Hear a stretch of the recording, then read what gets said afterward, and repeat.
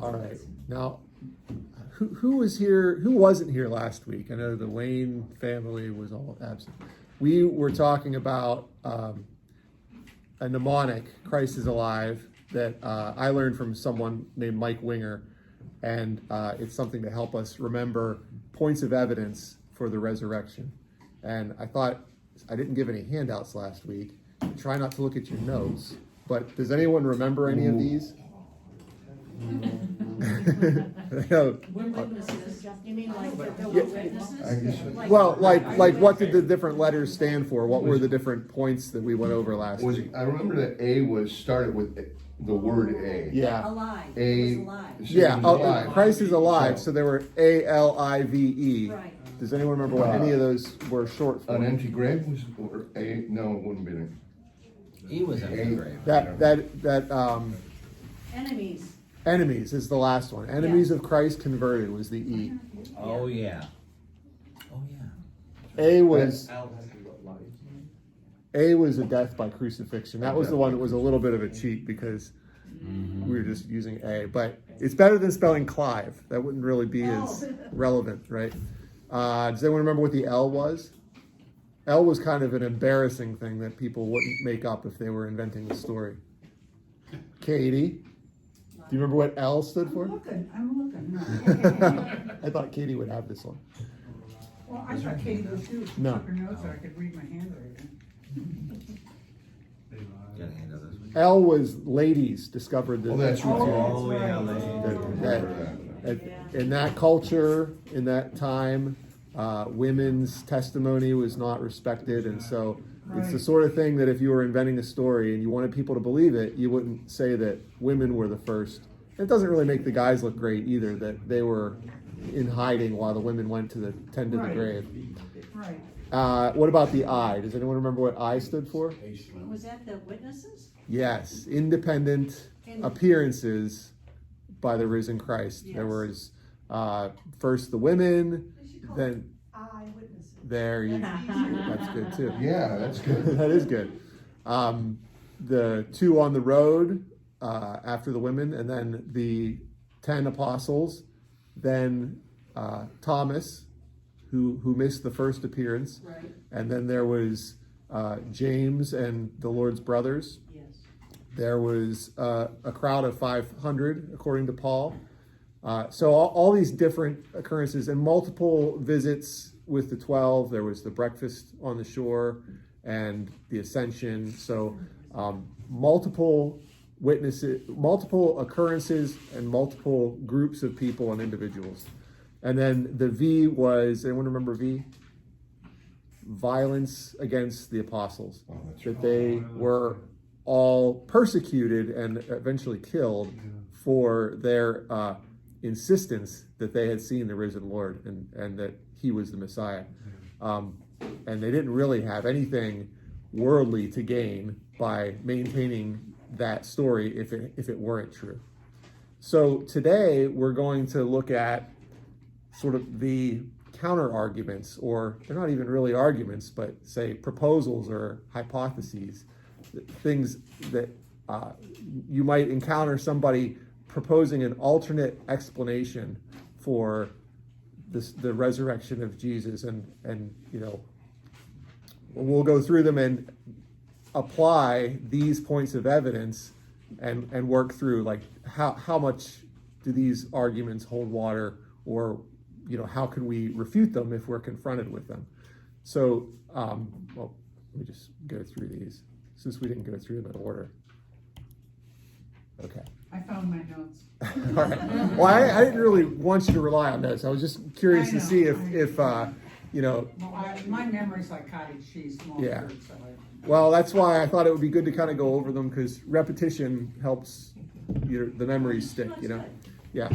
So the first one we're going to consider here is sometimes it's called the swoon hypothesis or the swoon theory. I kind of tend towards using hypothesis for these because they're definitionally closer to a hypothesis, a proposal, an idea, than a theory, because they really don't have a lot of evidence to support them. But the idea here is that Jesus didn't really die on the cross. he just fell unconscious and people mistook him for being dead, but he was actually just knocked out or, in a coma.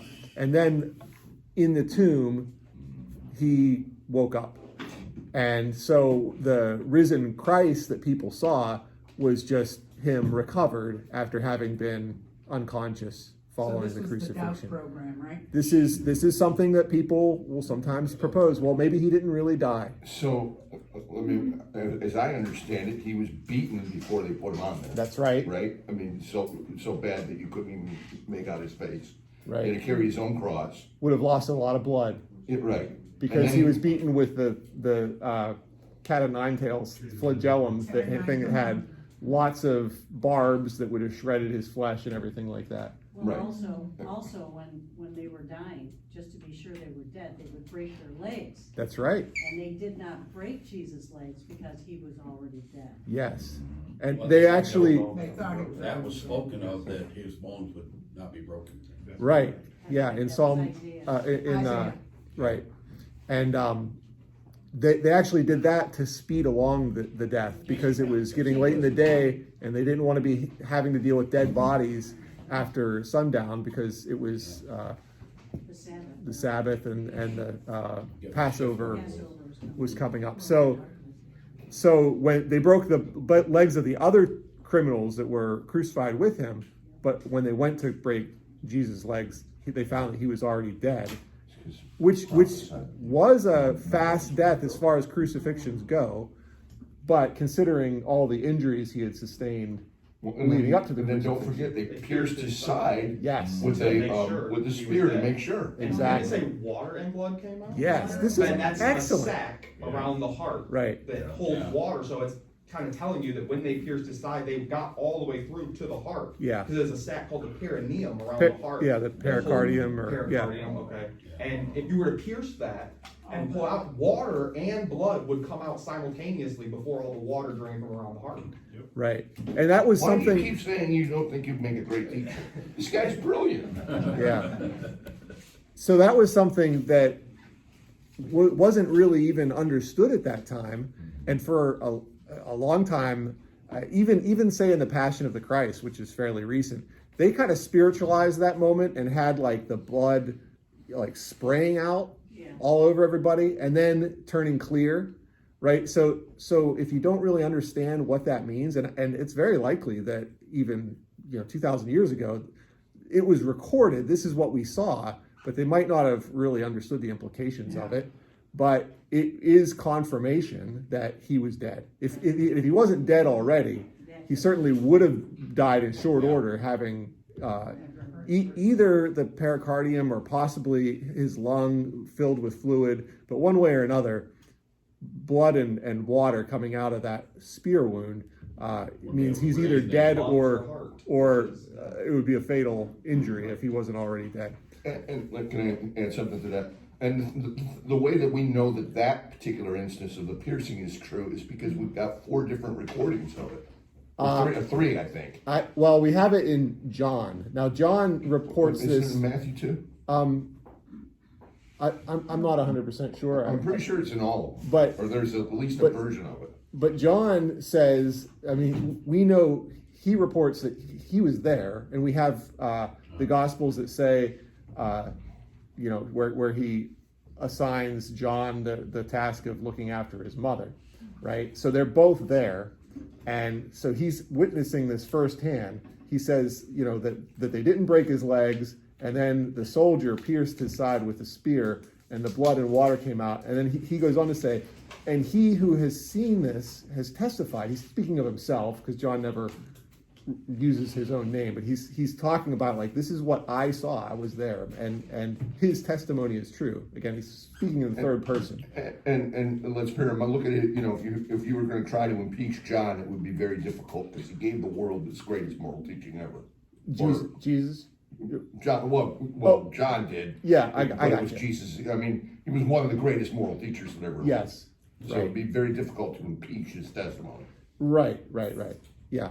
But he's saying, this is what I saw, and it's blood and water. And the Romans, the idea that they were intending to execute him, the idea that they would fail at that. Like, they know how to kill people. The Romans were very expert at killing those that were sentenced to execution.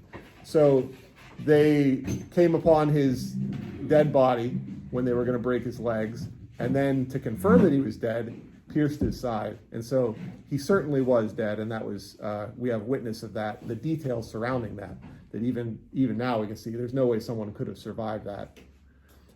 Next is the substitution or the twin hypothesis.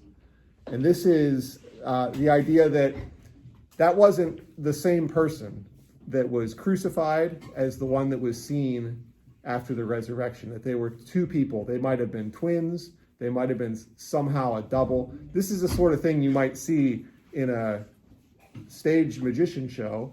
If somebody looks like they teleported or something like that, you might use a double, but this is real life, right? So what do we make of this hypothesis that the person who was killed on the cross is not the same person that was seen in the weeks that followed?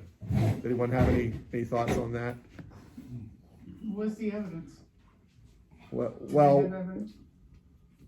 Well, let's just say, You're just offering Like, another no one ever hypothesis. talked about him having a twin brother, there's that. yeah, like who would that be? Right. James, Who would, James, who would right, but- substitute themselves One to of go through Mary and the whole Joseph's. death? Right. So one of them has to die. So Yeah. right, and then the other one has to pretend like they were the one that died. Like he's him and then possibly get killed again. I mean, because like, then he disappears. So it's Yeah. like, how does this second guy leave after the time being? And his ascension was witnessed Right. by the apostles. Right. and how does the second guy have the holes in his hands and? Right. That's why I put this picture up here. Okay. That's exactly right. The resurrected figure had the same wounds If they that would've the found one that him was again, killed. They would have probably just like, this is a different guy. And Right. would have made him public display. Yeah. So let's say that for a moment that this really happened and that maybe he faked his injuries and is walking around saying that he was this guy who was killed. How would you refute that if you're the Romans or the Jews? That all 12 of the disciples who knew him intimately would have died for that lie. Right. So that raises another question: were they in on it?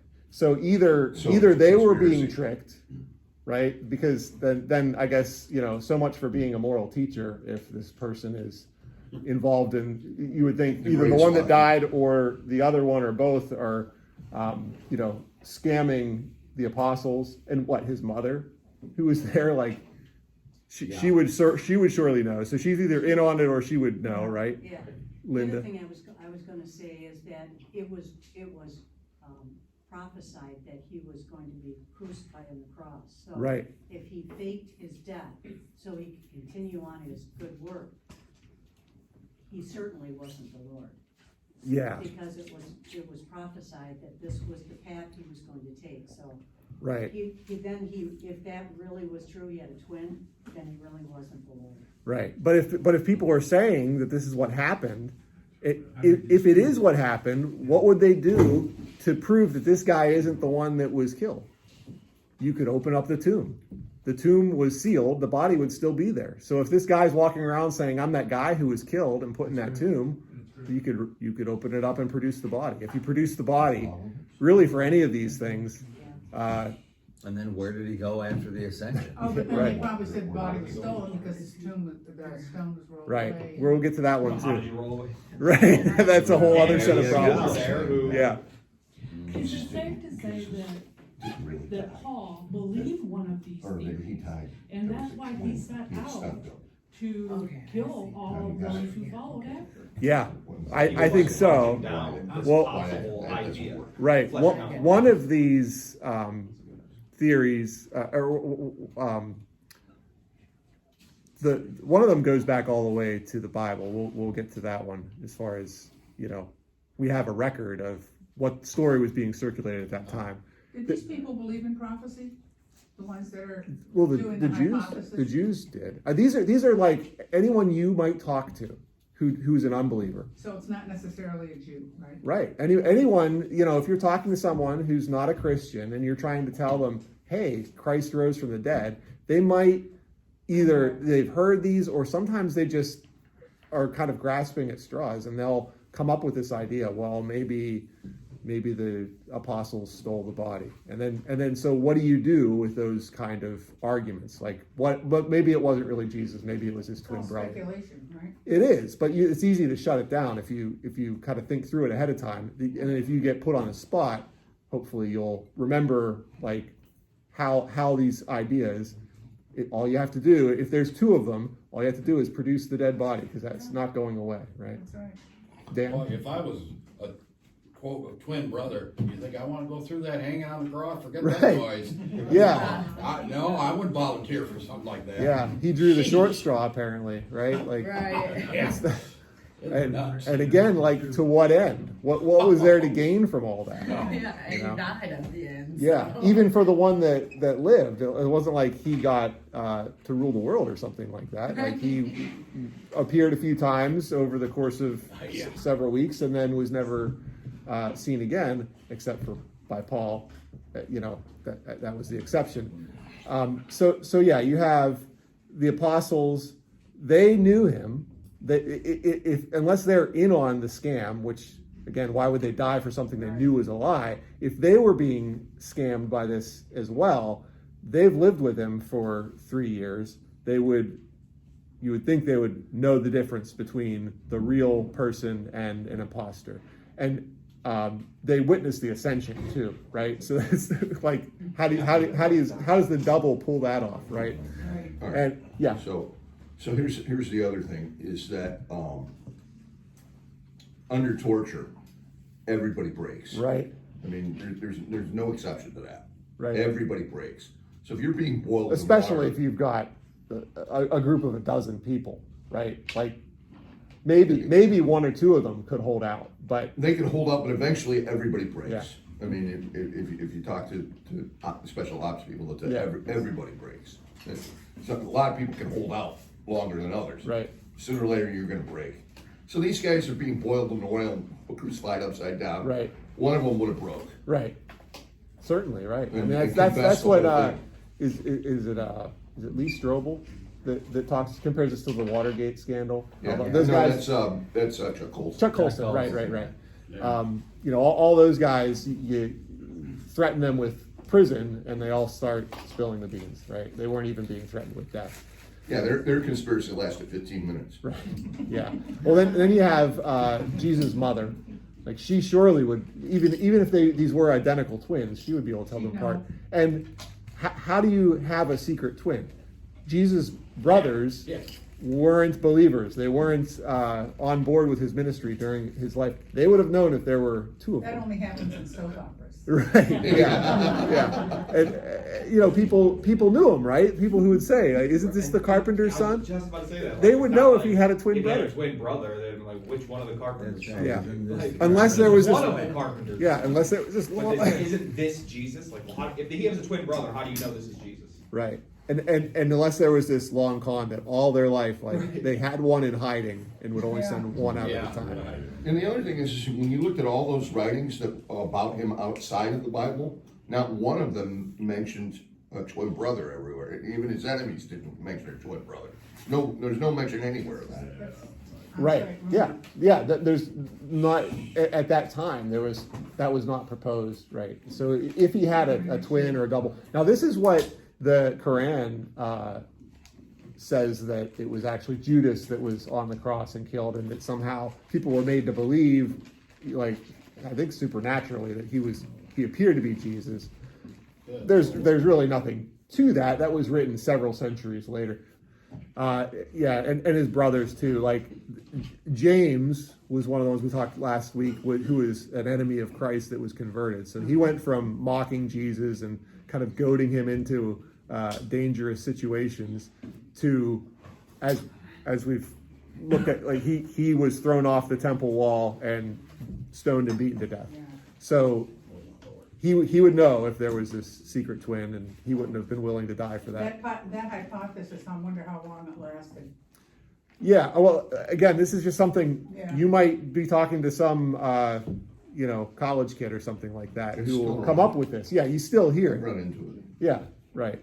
So this is just like to prepare for what you would say to such a person. And then finally, we have Paul, same thing. Like, how would he go from being aggressively pursuing and killing Christians to being on the receiving end of all that persecution if he hadn't really experienced something? And that wouldn't when he saw Christ, that wasn't just some guy who was like hiding behind the bushes.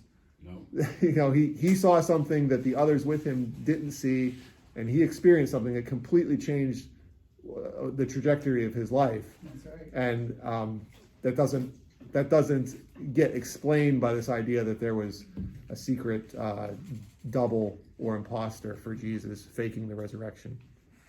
And then also his wounds. So they were invited to touch his wounds and put their hands in them and stuff. So unless those injuries were faked too, like how would you do that, or why? It's a pretty wild story. And then the body, right? All you got to do is open up the tomb that was sealed by the Romans, and then you would shut that down. And that's what they would have done. So that's what they would have done. His body And out, so they would have just- right, and if you had this If scheme, it was his brother, like, okay, well, here's your brother that. right, and if you had this scheme, they would still have to come up with a way to get rid of that body, and hiding a body is not easy, especially when it's And then under get rid of the Roman second under Roman guard. What's that, Wayne? And then get rid of the second guy. Yeah, he has You to. have two bodies, essentially. Yeah, is what it is. yeah, he has to go into hiding. Okay, next we have the mass hallucination hypothesis. So this is the idea that, all these people that Paul mentions, these different groups of people, the women, the two on the road to Emmaus, the apostles, the 500, the brothers of Jesus, they all saw him, but they were all hallucinating. They just were all hallucinating the same thing on multiple occasions in different settings. And this comes up. I mean, it's so absurd because mass hallucinations don't exist. Yeah. It never happened. There's a really weird sect of people going down the rabbit hole of the Bible that are trying to say, you'll see it on like Joe Rogan, for instance. That there's the Bible is like a big metaphorical book that is really filled with like recipes on how to do psychedelic drugs to get you into the rituals that lead to God. Like the Christians like protected these rituals, the Jews protected by putting them in these kinds of texts. And Like it's like a secret code or it's something. a secret code, and Yeah. then you can get the recipes, and then you can have these cocktails that will bring you to God. Yeah. Oh. Even if you have psychedelic drugs, if you have a group of people doing LSD or whatever, they might hallucinate, but they're not going to all have a Same common thing. hallucination on multiple occasions. And It's not Woodstock, yeah. right. Right. Then we've got the spiritual resurrection hypothesis. So this is the idea that people saw Jesus, but he wasn't there bodily. This was a spiritual resurrection. They were seeing his ghost or like an apparition. He wasn't physically there. I think the Jehovah's Witnesses kind of teach something like this, that it wasn't a bodily resurrection. The problem with it is that by definition, resurrection is bodily. If you're talking about a spirit, that's not a resurrection. And in Scripture, we see that Jesus went out of his way to demonstrate that he really was physically there. He invited, it wasn't just they saw him, but they heard him, they touched him, they inspected his wounds, and then he ate, right? Like a spirit wouldn't eat fish and honeycomb in front of them, right? He's doing these things so they can understand that he's really, that their eyes aren't deceiving them, that he's really there. But the apostles were the only ones who saw him eat and saw him. That's true. So As far as the we know. the outsiders are the ones that are doing the speculation, Yeah. right? Well, it's anybody, right? Yeah, anybody you could say, well, maybe they just saw a ghost. Maybe he didn't really rise from the dead. And this is like, well, the apostles, they sure thought that they really saw him and touched him and observed him eating and that he was really physically there, because they all ended up getting killed, except for John, not for lack of trying. They all ended up being beaten and persecuted, imprisoned, and killed over what they claimed to have seen, which was a bodily resurrection. So that doesn't hold water either. And then we've got with Thomas, right? He missed the first appearance to the rest of the apostles, and he says, unless I see those nail prints in his hand, And touches side, yeah, and then he did, right? And he says, my Lord and my God. And next we've got the wrong tomb hypothesis. So this is the idea that the women early in the morning, or before it's light, they go to tend to the body, blame and it on the girls. whoops, we went to the wrong tomb. We just got the address wrong, and we found this empty tomb cave thing, and we just assumed that Jesus has risen, and then this whole religion all got started over going to the wrong house, basically. What's that? But Just had a big whoopsies. Yeah. But if it had been a man that revealed that the tomb was open, I wonder if the story would have been different. Well, this is a hypothesis that you might hear even to this day. Like, well, maybe they found an empty tomb, but it wasn't the real tomb. But it was the women who discovered the tomb. Yeah. The problem. What would you? They didn't have any credibility. How would this go for 2,000 years if they had just gone to the wrong tomb initially? Yeah, Like how? And then Wasn't there the guard at the tomb the whole time? right. So it would be obvious that there's only one tomb to be concerned about, because not every tomb was guarded by a Roman guard. Right. This one was of particular significance. And then he So would have it'd be hard to screw up the wrong tomb. Yeah. So exactly. And then like when these women are reporting, and they weren't believed at first, hey, the tomb's empty and he's risen. And you think, oh, these ladies don't know what we're talking about. Then they go to the tomb and they go, see, there it is, all sealed up. Everything's as expected, right? And then the body's still inside, right? So that misunderstanding, that mistake wouldn't go very far. It would be very easy to just shut down the whole rumor that he's risen by saying, there's his body in the tomb and it's still sealed, right? Dan? That makes much sense as saying they went to the wrong cross. It didn't happen. Yeah, right. Yeah. Really? Wade? But Bob's the dumb. tomb was guarded, so that's not the wrong address. Right. And when the ladies got there, it actually said, I thought, that they said that the Romans moved him. They thought that they kept the body out of there. Well, yeah, sometimes you hear that too, but because they would have some incentive, like in order to keep someone else from stealing them. Right. But that's why they had something more. But that's what the guards were there for to begin with, and the tomb was sealed. In other words, the tomb had, just like a letter used to have the wax seal on it so you could tell if it had been opened. Yeah. The Roman seal was something similar, that like if the stone had been rolled away, that seal would have been broken, and it would have been evidence of tampering. That stone No, you from couldn't. the inside. You couldn't. There's no way. You couldn't roll it. Not with one person in general. No. Especially the dead twin. Yeah. No. There's no way. And you couldn't. And the apostles, how are they going to roll that stone in a way that's unnoticed by the guards? He's there. He's gonna hear it. Right. Hey, weren't the guards afraid because, Right. now According to the we're gonna be Gospels, killed yes. because, Right. We're coming to that too. Okay. So if they go to the wrong tomb, well, the idea that they would to begin with, we read in the Gospels that the women personally observed them putting him in the tomb. So they were there when he was buried. So they knew full well what the location was. They had been there just a couple days before, right? yeah. So we see that in Matthew, in Mark, in Luke. All three of them record the women personally observing Jesus being put in that tomb. So they wouldn't have gone to the wrong address. And if they had, then it easily would have been shut down just by, here's the real tomb and it's still intact, right? But that wasn't the case. And again, I go back to credibility, because in those times, women's, when they related something, it was hard for people to believe them just because they were women. Yeah. So, but they did have credibility because they were there. And those weren't the only two people observing the death or the burial. Joseph of Arimathea was Right. probably there too. Well, yeah, it was his tomb, right? You're right. So next we've got the missing body hypothesis. So this is the idea that the body was taken from the tomb somehow. And this is one that was anticipated at that time, right? So in Matthew 27, we see that after Jesus had died and was placed in the tomb, then the Pharisees went to Pilate to say, hey, people were talking about, Jesus was saying that after 3 days I will rise. So we don't want the apostles to go and steal the body and then claim that he is risen. So we want you to put this under guard so we make sure this doesn't happen, which is really fantastic because now we have evidence.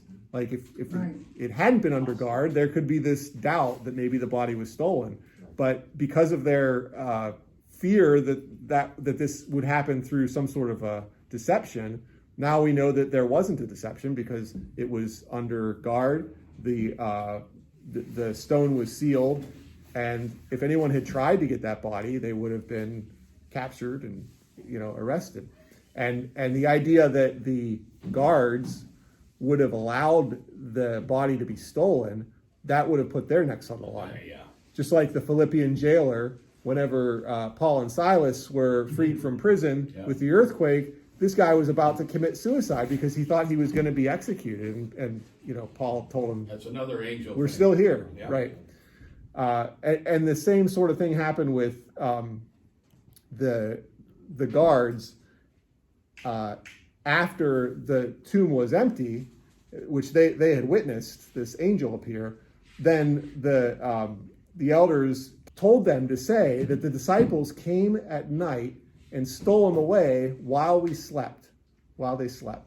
So this is this is the conspiracy hypothesis. This is the idea that the apostles, this might be maybe the most common one you hear. You can see this is kind of in the works even back then, this proposal that the apostles stole the body away and that they were lying the whole time. And again, like to what end? How do you sleep through rolling back of a stone and all Right. that noise? They wouldn't have slept. They would have been punished for sleeping. Right. Right. Yeah, that's So right.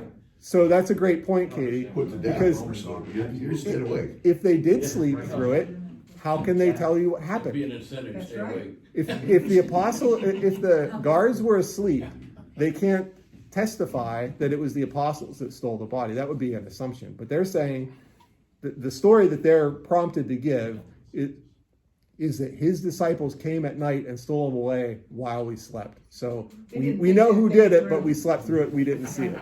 So it's a pretty lame story. But Yeah. he says, and if this comes to the governor's ears, we will appease him and make you secure. In other words, we're going to keep you from being executed, because even regardless of whether it happened like they said here or just the way it really happened was that he was risen, these guards, their life is in danger. They're at risk of being executed. So they're being offered protection and a bribe to tell this lie, even though the lie on the face of it can't be true, because you can't say what happened while you were asleep.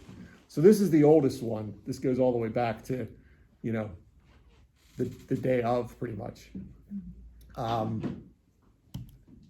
So Paul says, again, looking at this idea that this is a conspiracy, then you have to look at, like, to what end? Like, the apostles and Paul got nothing but trouble, really, from in a worldly sense, for this. If this was a lie that Jesus had risen, Paul went from being kind of an important person with some power to someone who was chased from town to town, beaten, and eventually, imprisoned multiple times and eventually killed. And so he says, well, if Christ is not risen, then we're found false witnesses of God, and we are, of all men, the most pitiable. Like, they're complete losers, right? If Christ didn't really rise, then their whole life's effort is for nothing. And, again, what is there to gain? Right. And so he says, as he puts it, why do we stand in jeopardy every hour? Like, he could just live a a normal life. Instead, he's telling everybody this news of Jesus being risen, and it's offensive to people, and they want to hurt him. Now, if you think back to early on his first missionary trip, he was in Iconium with Barnabas, and they mistook him because of the signs that they were doing for gods. They thought they were Zeus and Hermes, and they shut that down, right? So if these were con artists, if you went from having this one con that Jesus rose from the dead and, you know, we're spreading his news, and then you get somewhere and they think that you're gods, you probably would want, if you're the type of person that was doing the first lie, you might be inclined to kind of ride that wave when someone thinks, oh, you're Zeus and Hermes, you could just let them worship you, right? If that's the kind of person you are. But they didn't do that. They shut down the belief and the sacrifices that they were doing and proclaimed the truth.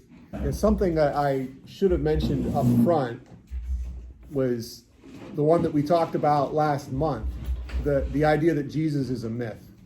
That's the one that, in my experience, whenever you get these ones that we went over today, and you kind of shut them down, like the idea that the apostles stole the body, and you say, well, how would they pull that off when it's under Roman guard?